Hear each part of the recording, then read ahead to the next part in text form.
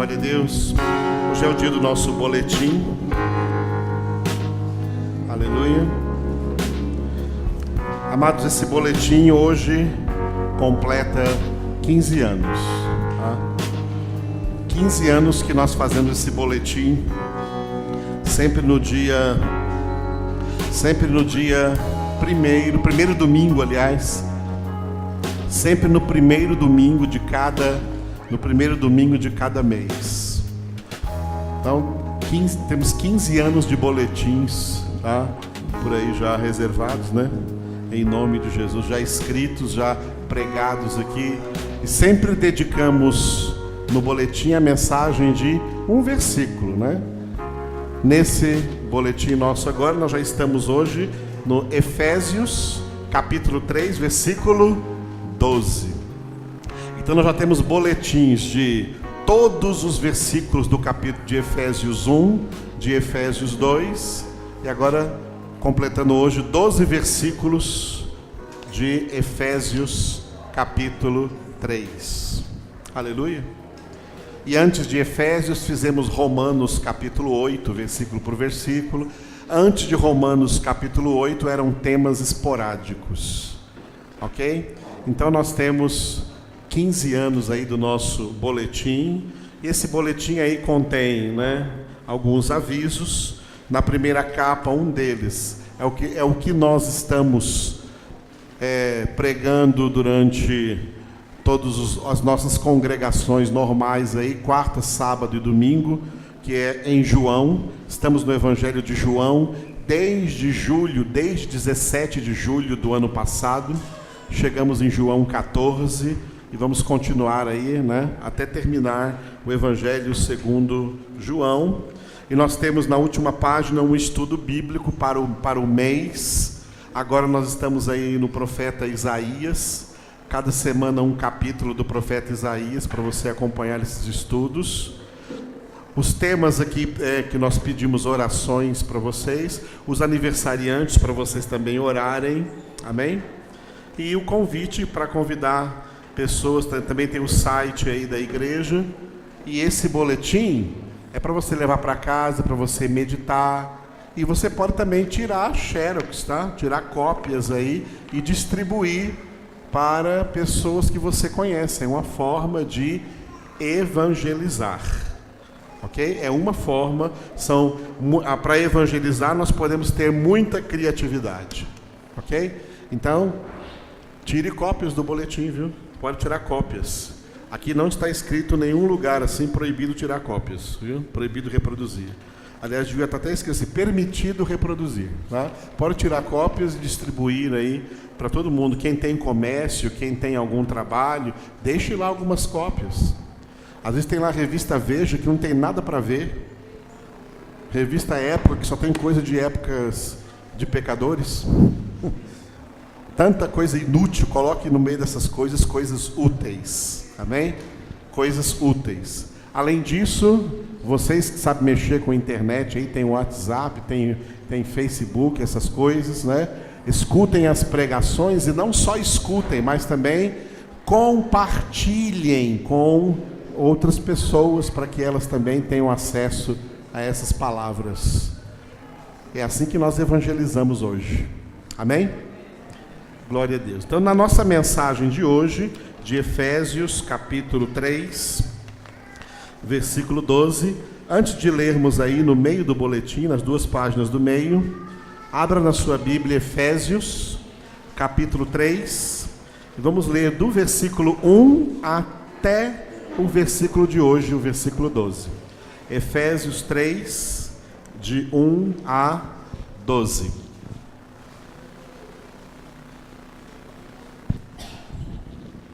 Efésios 3, de 1 a 12. Ok? Como é que chama esses bichinhos que ficam voando assim? Glória a Deus. Então eles estão voando no lugar certo. Então vamos ler juntos. Por esta causa, eu, Paulo, sou prisioneiro de Cristo Jesus, por amor de vós, gentios.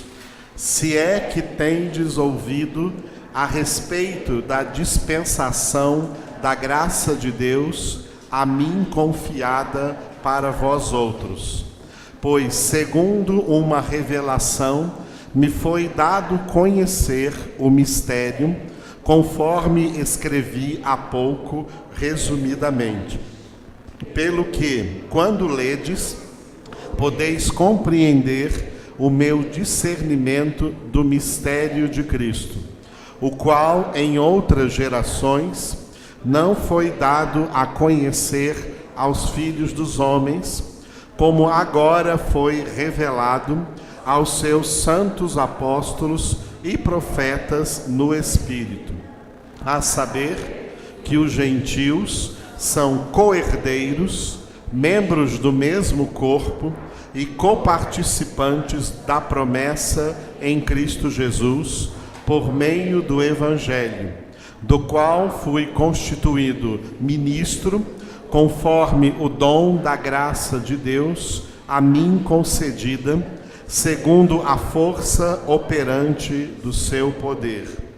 A mim, o menor de todos os santos, me foi dada esta graça de pregar aos gentios o evangelho das insondáveis riquezas de Cristo e manifestar qual seja a dispensação do mistério desde os séculos, oculto em Deus, que criou todas as coisas, para que, pela Igreja, a multiforme sabedoria de Deus se torne conhecida agora dos principados e potestades nos lugares celestiais, segundo o eterno propósito que estabeleceu em Cristo Jesus, nosso Senhor, pelo qual temos ousadia e acesso com confiança mediante a fé nele. Aleluia. Este versículo 12 é o que nós colocamos aí na palavra de hoje do boletim, com o título, repita, Propósito da Fé. Agora basta seguir pelo boletim que você tem aí todas as palavras. Então, o título, repita mais uma vez, Propósito da Fé. E o subtítulo, diga, Acesso com Confiança. Ou seja, o propósito da fé é que nós tenhamos confiança que vamos entrar no céu. Que temos acesso livre para entrar na casa do Pai, como filhos e filhas de Deus em Cristo Jesus. Amém?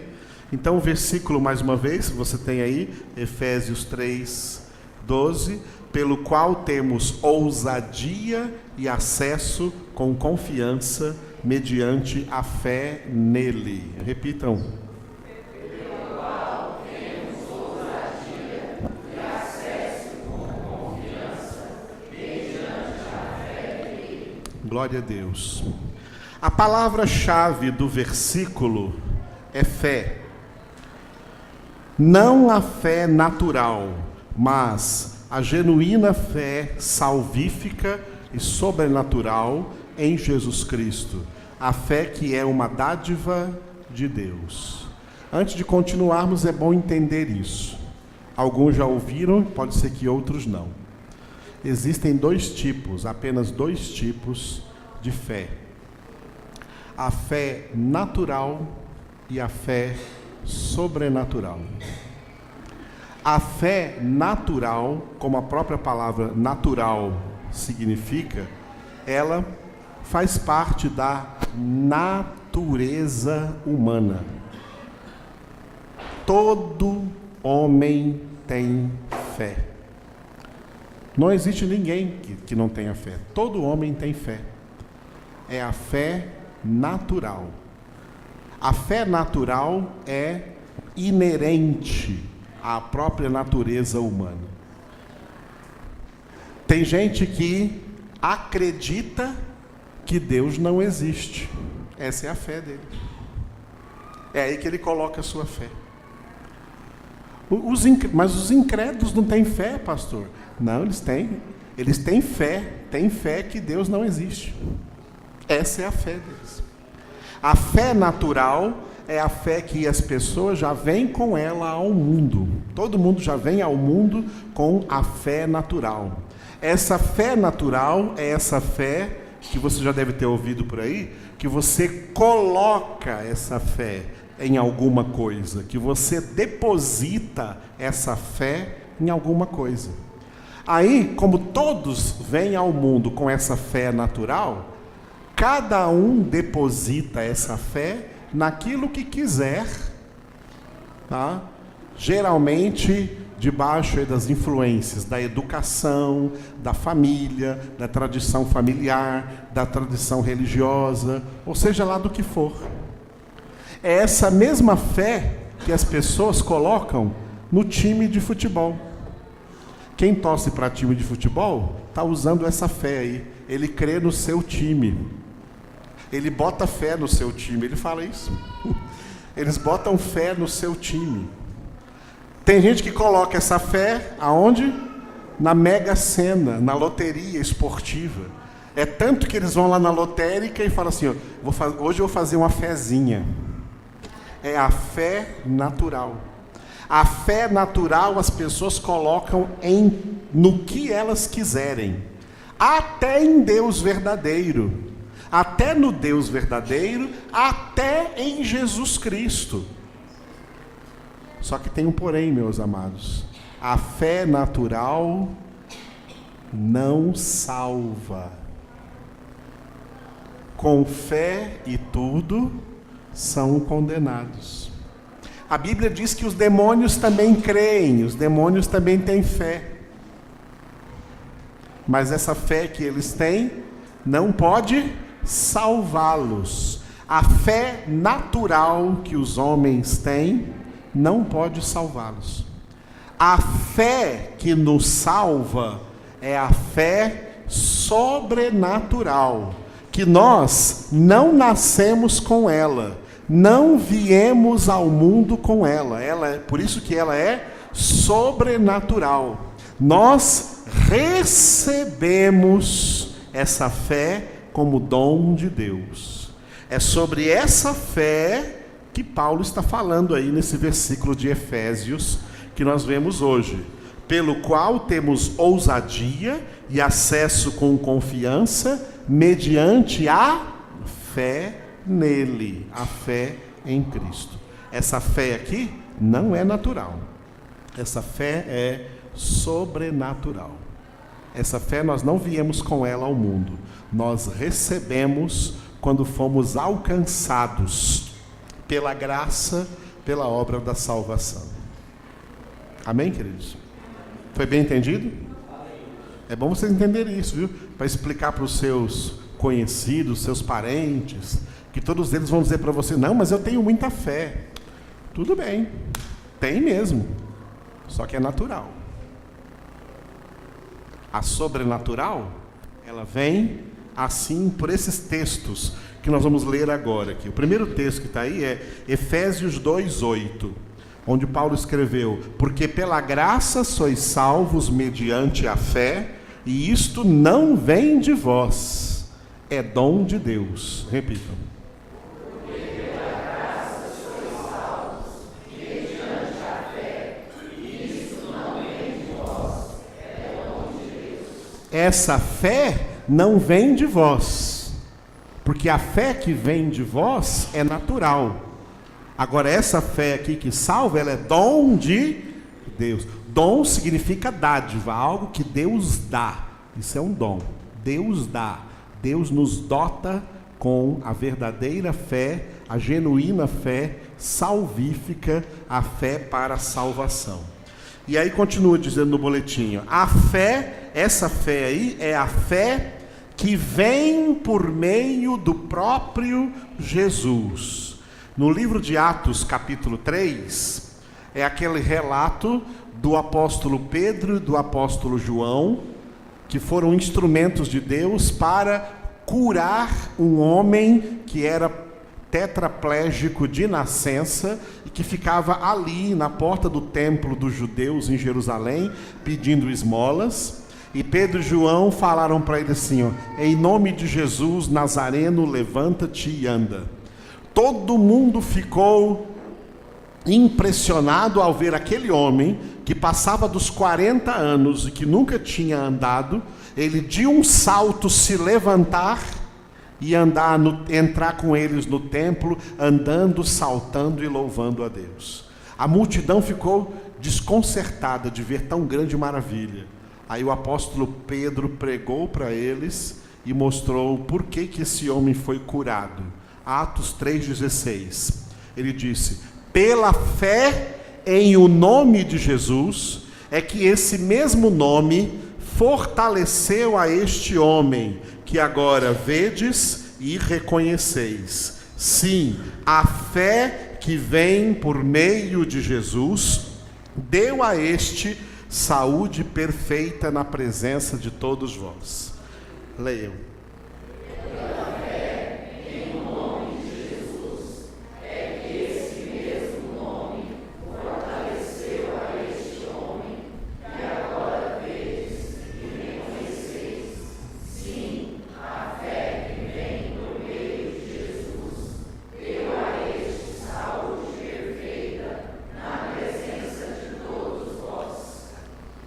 Veja só uma frase aí dentro desse versículo, ó. A fé que vem por meio de Jesus. Repita. A fé que vem por meio de Jesus. Se ela vem, é porque ela não estava. A fé que tínhamos era natural. Essa fé que vem por meio de Jesus, nós não a tínhamos, por isso ela vem. Ela é a fé sobrenatural. A fé que vem, portanto, por meio de Jesus, porque Jesus é a palavra de Deus, Jesus é o verbo de Deus. E por isso Paulo escreveu em Romanos 10:17: e assim a fé vem pela pregação, e a pregação pela palavra de Cristo. Repitam.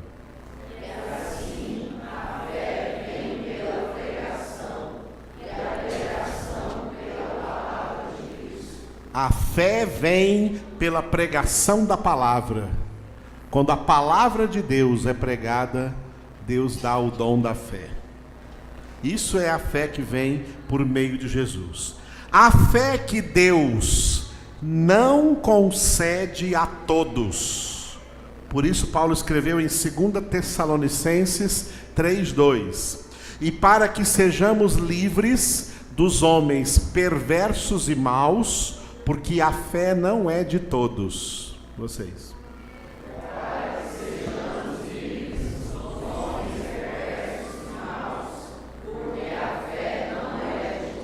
Como termina esse versículo? Repita: a fé não é de todos. Que fé que não é de todos? A fé sobrenatural. A natural é de todos, mas a sobrenatural não é de todos. É Deus quem dá. Agora vamos ver para quem que Deus dá. A fé que Deus concede exclusivamente àqueles que Ele mesmo elegeu antes da fundação do mundo, os seus eleitos. Por isso, quando Paulo começou a escrever a carta a Tito, capítulo 1, versículo 1, ele se apresentou dizendo: Paulo, servo de Deus e apóstolo de Jesus Cristo, para promover a fé que é dos eleitos de Deus e o pleno conhecimento da verdade segundo a piedade. Leiam. Paulo, servo de Deus e apóstolo de Jesus Cristo, para promover a fé que é dos eleitos de Deus e o pleno conhecimento da verdade segundo a piedade. Glória a Deus. Paulo diz para Tito aqui que ele estava escrevendo essa carta com qual finalidade, com qual propósito? Repita só essa frase: para promover a fé que é dos eleitos de Deus. Para promover a fé que é dos eleitos de Deus. Deus só dá o dom da fé para aqueles que Ele mesmo já elegeu. E pronto. Amém? Esta fé salvífica é um elemento chave da obra da salvação, porque não há salvação sem fé. Sem a fé sobrenatural não há salvação. A fé natural não tem salvação. Mesmo que seja fé em Jesus Cristo, não tem salvação, porque não é sobrenatural. Chave é uma metáfora de acesso. Jesus disse em João 10, 9: eu sou a porta. Se alguém entrar por mim, será salvo. Entrará e sairá e achará pastagem. Repitam. Eu sou a porta. Se alguém entrar por mim, será salvo. Entrará e sairá e achará pastagem. Jesus diz: eu sou a porta. Toda porta possui uma fechadura, a qual pertence uma única chave de acesso para abrir. A chave que abre a porta da salvação em Cristo é a fé bíblica. A fé que vem por meio da palavra de Deus, que é o próprio Jesus.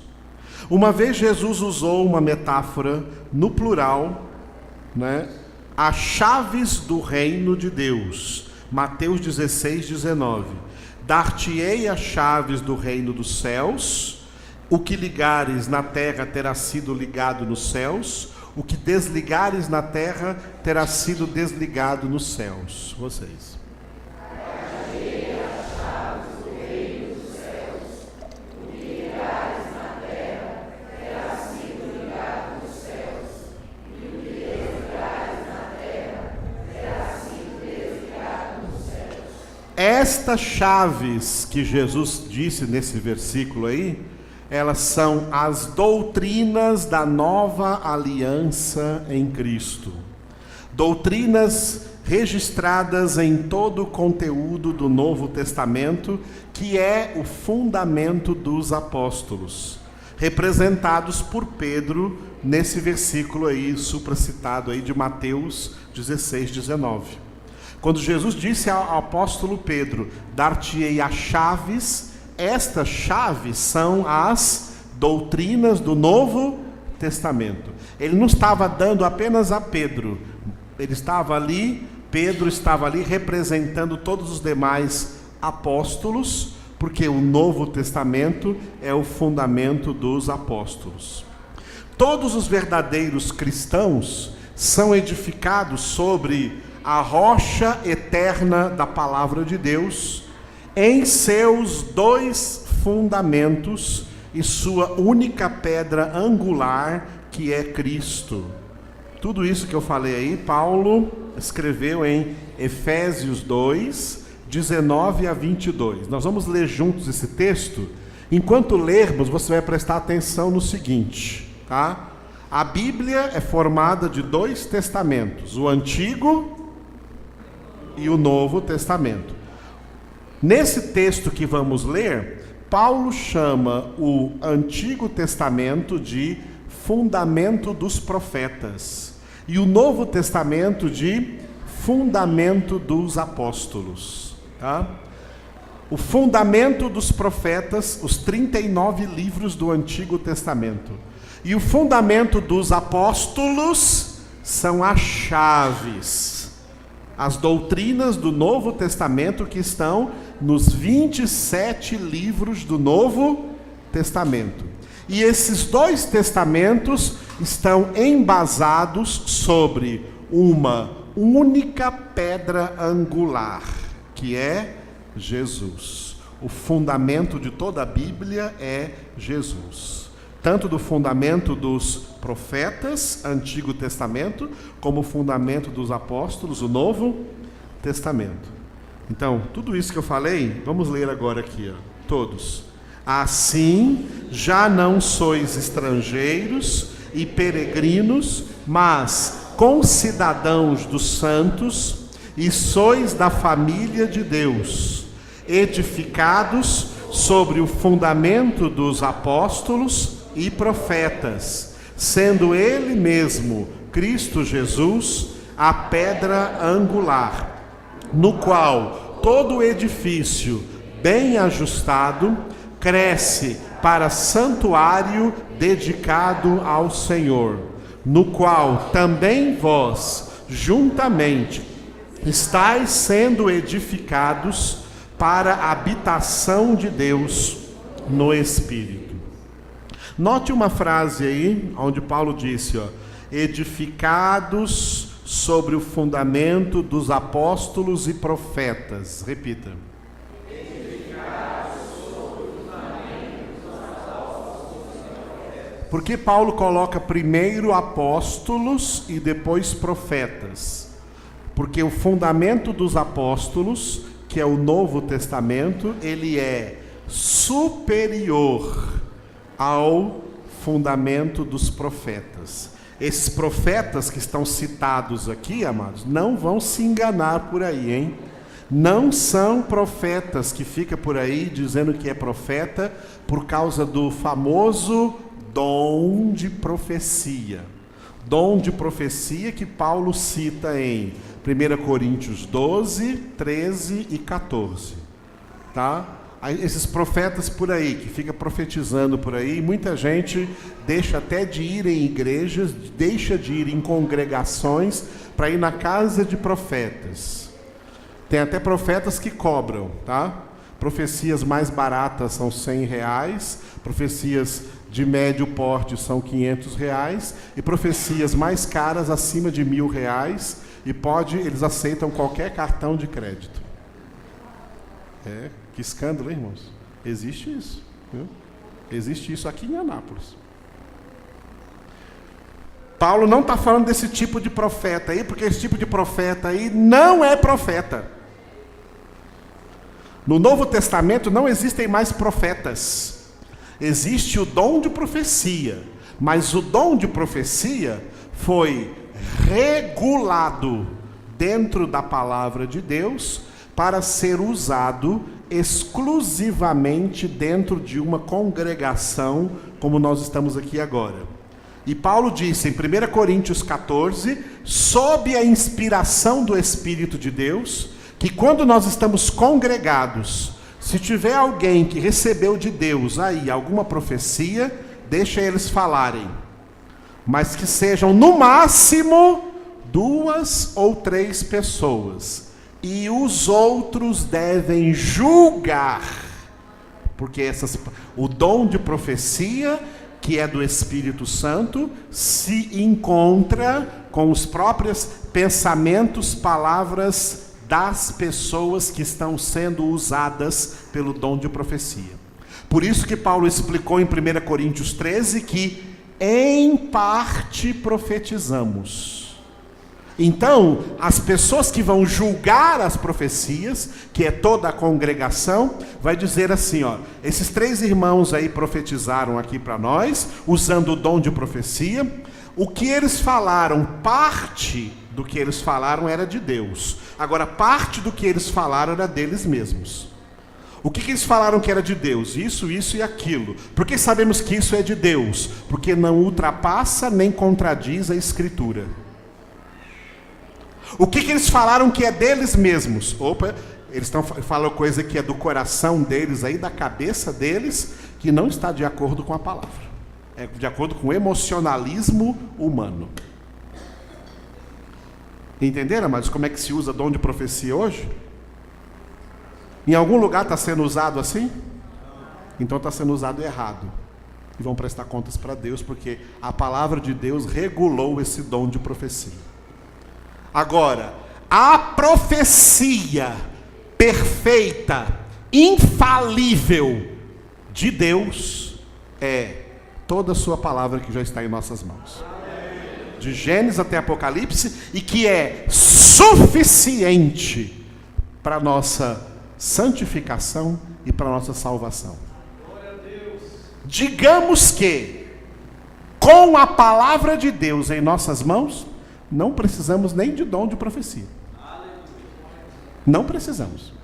Com a palavra de Deus em nossas mãos, não precisamos. Por isso que Martinho Lutero, quando começou a Reforma Protestante, disse que tudo que nós precisamos é da Escritura. Sola Escritura. E não negamos a Escritura.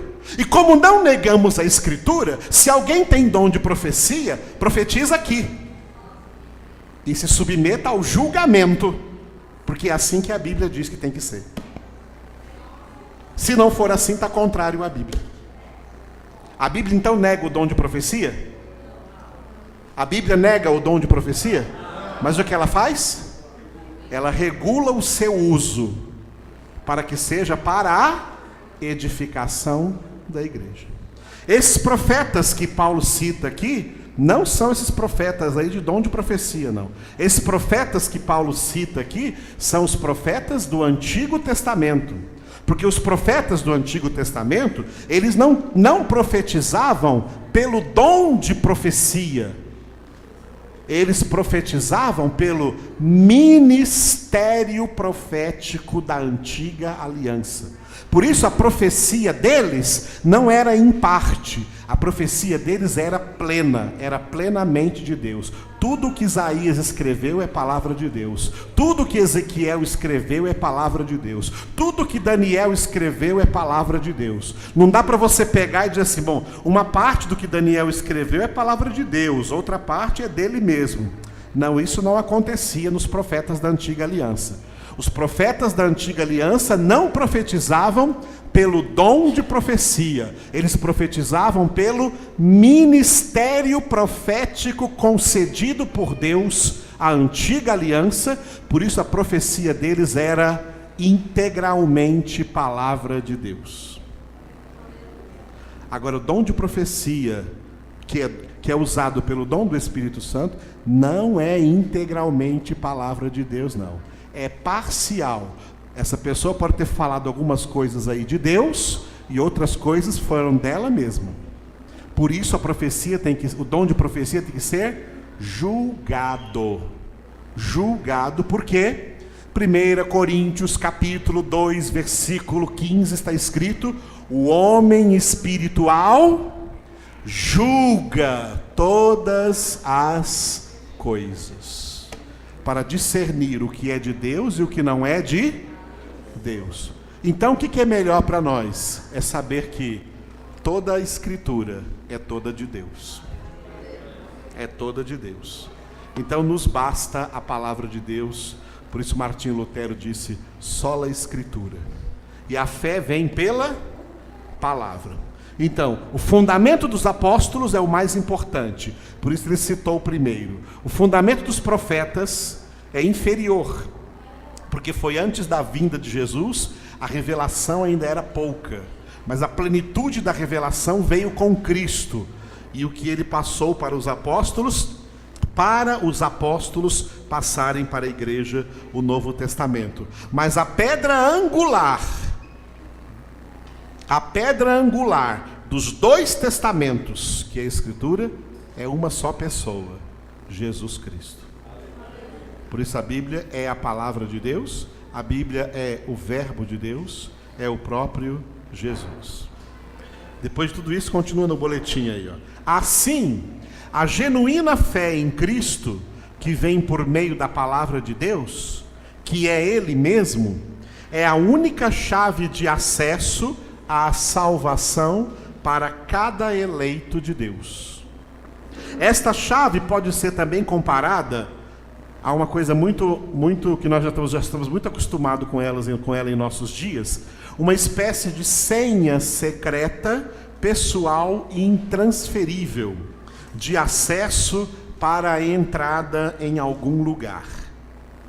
A fé salvífica pode ser comparada a essa senha secreta, pessoal e intransferível. Vamos ver cada uma dessas três coisas. Diga, secreta, pessoal e intransferível. Por que secreta? Secreta porque Deus a concede de forma misteriosa no interior de cada um dos seus eleitos. Aleluia. Por que pessoal? Pessoal porque cada eleito é uma pessoa única. Então Deus dá a ele uma senha pessoal. E intransferível. Intransferível porque cada eleito, apesar de poder e dever dar testemunho aos outros acerca da sua fé, não pode comunicá-la a ninguém, porque é uma senha exclusivamente sua. Uma senha por meio da qual ele tem ousadia e acesso com confiança. Por exemplo, o filho não é salvo com a fé do pai.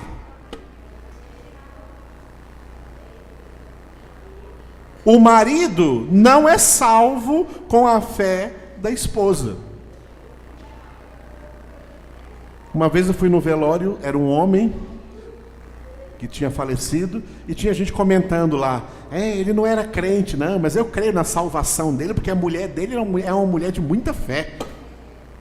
O tanto que essa mulher está ali perto do caixão, ali, orou por esse homem, com certeza ele está salvo. Eu falei, peraí, irmão, a fé é intransferível. Ela é crente, mas o marido não era. A fé, a sua fé que você recebeu de Deus, é para a sua salvação. Ela não salva outras pessoas, não. Quando Paulo falou para o carcereiro de Filipos, crê no Senhor Jesus, Atos 16, crê no Senhor Jesus e será salvo tu e tua casa, essa palavra tem que ser interpretada. Ele diz que se você crê no Senhor Jesus, você recebe a salvação, você se torna testemunha de Cristo para a sua casa, para pregar o evangelho para eles. Se eles também receberem essa mesma fé, eles serão salvos.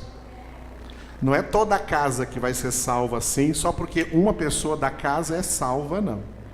A fé é como uma senha secreta, pessoal e intransferível. Amém? Foi bem compreendido isso?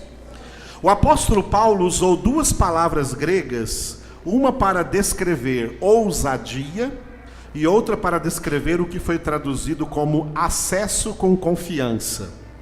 Para a ousadia, Paulo usou a palavra grega, agora se eu falar em grego comigo, diga parresia.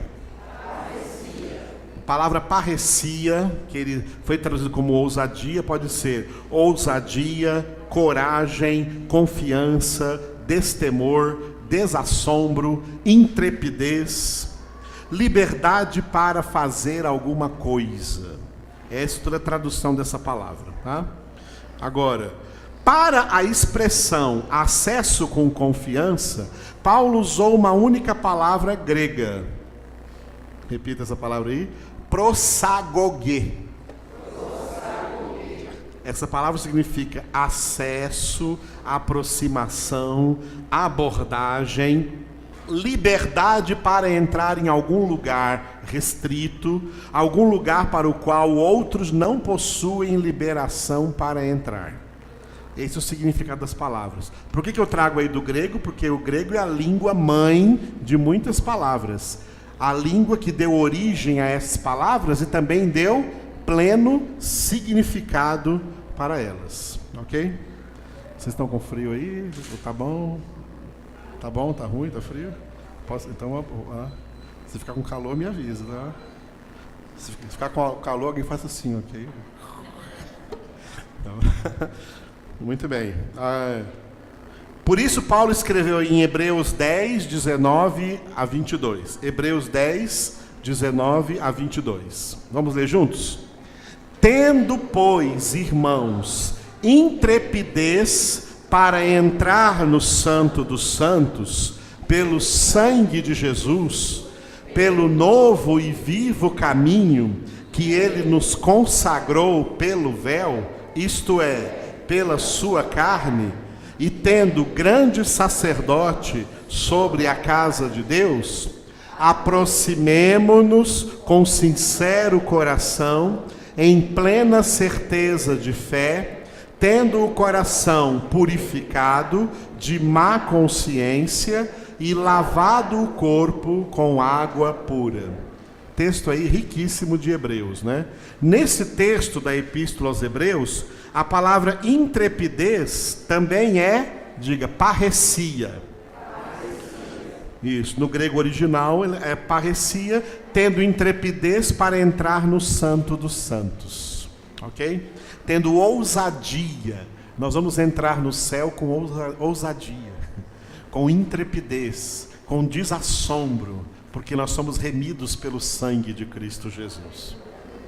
A fé salvífica é a chave ou a senha que concede a cada eleito de Deus pessoalmente a intrepidez ou ousadia para, com o mesmo direito de Jesus, a saber, como filho de Deus, entrar com plena liberdade no céu. Aleluia. Porque essa fé inclui o acesso irrestrito à presença de Deus em seu trono, que é o Santo dos Santos no céu. O tabernáculo não construído por homens, mas edificado pelo próprio Deus, no qual Jesus, feito homem, já entrou primeiro. Hebreus 8, 1 e 2. Vamos ler juntos. Ora, o essencial das coisas que temos dito é que possuímos tal sumo sacerdote que se assentou à destra do trono da majestade nos céus, como ministro do santuário e do verdadeiro tabernáculo que o Senhor erigiu, não o homem. Jesus foi na nossa frente. Jesus foi na nossa frente, portanto, ele abriu o caminho para nós chegarmos no céu. Porque Jesus é o único caminho para chegar no céu. Um dos motivos é porque ele já foi na frente. Jesus feito homem que foi aqui na terra, né, concebido por obra do Espírito Santo, gerado, nascido. Quando Jesus nasceu, cresceu aqui como um menino normal, adolescente, chegou à vida adulta. Esse Jesus, homem, nunca tinha estado no céu, porque quem estava no céu era o Jesus Deus. Jesus, na sua natureza divina, já tinha estado no céu, mas esse Jesus, homem, não tinha estado no céu, ele foi concebido aqui na terra. Só depois da morte, da ressurreição e da assunção aos céus, quando ele foi glorificado nos céus, foi que ele entrou no céu pela primeira vez, e o Pai chamou ele e disse: vem cá, meu filho, assenta-te à minha direita, até que eu ponha todos os teus inimigos debaixo dos teus pés. Jesus completou essa jornada da terra para o céu como homem, abrindo para nós o caminho. O caminho está aberto. O caminho está aberto. Mas só anda nesse caminho quem tem a verdadeira fé. Amém? Por isso, Hebreus 4,14 diz: tendo, pois, a Jesus, o Filho de Deus, como grande sumo sacerdote que penetrou os céus, conservemos firmes a nossa confissão. Repitam.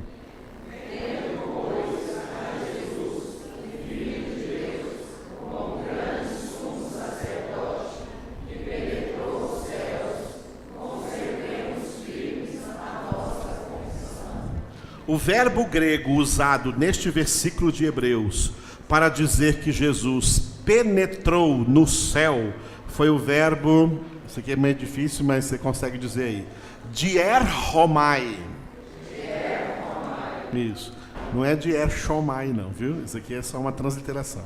Dierchomai, passar de um lugar para outro, ir para algum lugar livremente, ter trânsito livre para ir a algum lugar. Você tem trânsito livre, por exemplo, para ir para os Estados Unidos? Você tem que ter visto, autorização, essa papelada toda, não é isso? O nosso visto, autorização, a papelada toda para ir para o céu, Jesus já providenciou para nós. Aleluia. Glória a Deus. Então, Jesus teve trânsito livre para o céu, porque não pecou. Hebreus 4,15. Porque não temos sumo sacerdote que não possa compadecer-se das nossas fraquezas. Antes foi ele tentado em todas as coisas à nossa semelhança, mas sem pecado. Leiam.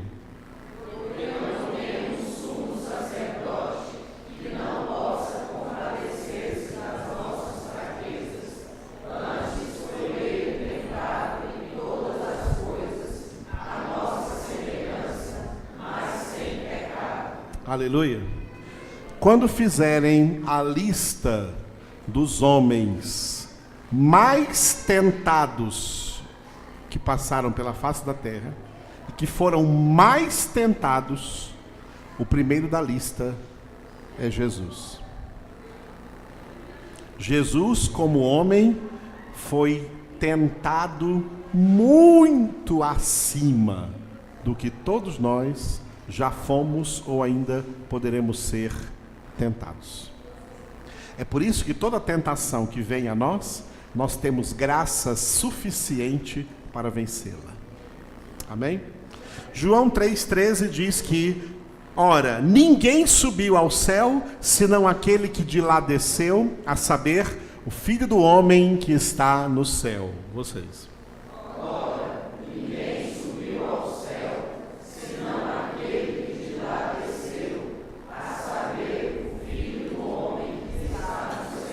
Jesus subiu ao céu porque não tinha nenhum pecado.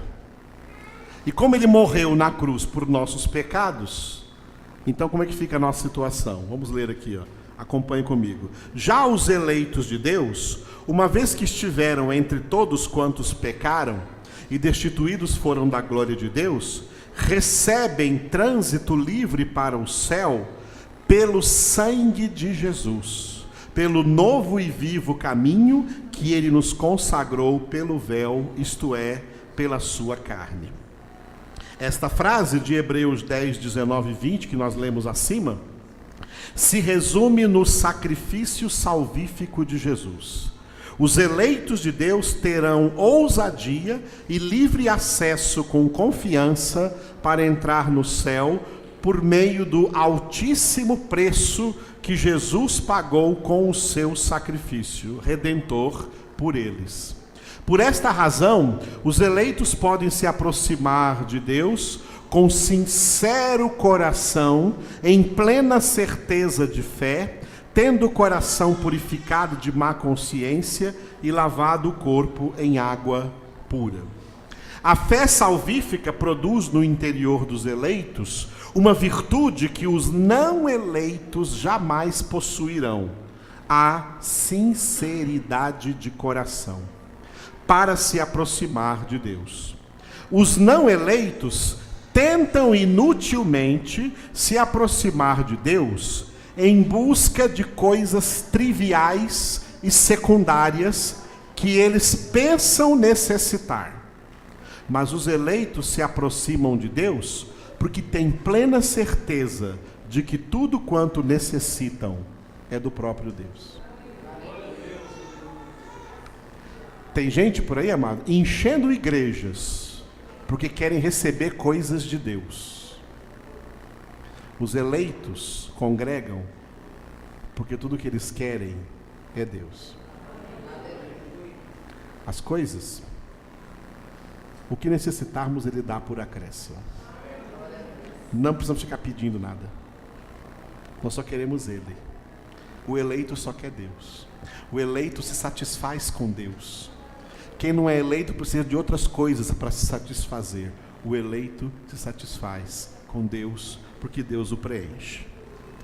Além da sinceridade de coração, a fé salvífica reveste o espírito dos eleitos da plenitude de certeza de que entrarão definitivamente na presença de Deus no céu. Hebreus 11:1, ora, a fé é a certeza de coisas que se esperam, a convicção de fatos que se não veem. Vocês. Ora, a fé é a certeza de coisas que se esperam, a convicção de fatos que se não veem. Por esta razão, revestidos de sincero coração e plena certeza de fé, os eleitos investem com diligência sempre crescente no desenvolvimento da sua salvação, que é a santificação, por meio da qual os seus corações são purificados de má consciência. 1 João 3, 2 e 3. Vamos ler juntos. Amados, agora somos filhos de Deus, e ainda não se manifestou o que haveremos de ser. Sabemos que quando Ele se manifestar, seremos semelhantes a Ele, porque haveremos de vê-lo como Ele é. E a si mesmo se purifica todo o que nele tem esta esperança, assim como Ele é puro. E vamos encerrar com esse texto da segunda carta de Pedro, capítulo 1, versículos 10 e 11, juntos. Por isso, irmãos, procurai com diligência cada vez maior confirmar a vossa vocação e eleição, porquanto, procedendo assim, não tropeçareis em tempo algum, pois dessa maneira é que vos será amplamente suprida a entrada no reino eterno de nosso Senhor e Salvador Jesus Cristo. Aleluia. Resumindo, o dom da fé que nós recebemos nos dá ousadia e acesso com confiança à presença do nosso Deus. Acesso que exercemos agora, quando oramos, meditamos na palavra do Senhor todos os dias, e acesso garantido quando chegar a hora de entrarmos na casa do Pai. Aleluia. Que maravilha, irmãos. Vamos agradecer a Deus pela fé que recebemos. Feche os seus olhos e deixe que cada uma dessas palavras que o Senhor falou conosco hoje sejam semeadas em seu coração. Obrigado a Deus. Obrigado pela tua presença. Obrigado pelo teu amor. Obrigado por essa noite abençoada por ti, na qual nós podemos meditar nessa palavra do Senhor para as nossas vidas. Te glorificamos, Senhor. Te glorificamos porque o Senhor nos escolheu, nos agraciou, nos deu o dom da fé, para que nós sejamos justificados por meio da fé e para que nós sejamos o justo que vive pela fé. Te adoramos, ó Deus, e colocamos todo o nosso ser, toda a nossa vida, todo o nosso coração na tua presença. Enche-nos com teu amor, enche-nos com teu Espírito Santo. Poderoso Deus, santo e poderoso, a ti a glória e a honra. Comece a falar com o Senhor agora com as suas palavras. Obrigado, Jesus. Obrigado. Obrigado, Espírito Santo. Obrigado, Deus, pela tua presença. Obrigado pelo teu fluir desde o nosso interior, para que nós, aleluia, desfrutemos cada dia mais do teu amor e da tua unção e da tua graça. Maravilhoso tu és, ó Senhor, maravilhoso em santidade, maravilhoso em poder, maravilhoso em amor, maravilhoso em verdade. A tua verdade absoluta, a tua palavra é santa, a tua palavra é reveladora, para que nós entendamos quão grande é, Senhor, quão grande és em nossas vidas. Santo e magnífico, Senhor. Nos entregamos a Ti, Senhor. Consagramos a Ti tudo que somos, tudo que temos. Consagramos a Ti nossas casas, nossas famílias. Nosso desejo é que todos os nossos entes queridos recebam esse mesmo dom, Senhor. Recebam essa mesma fé.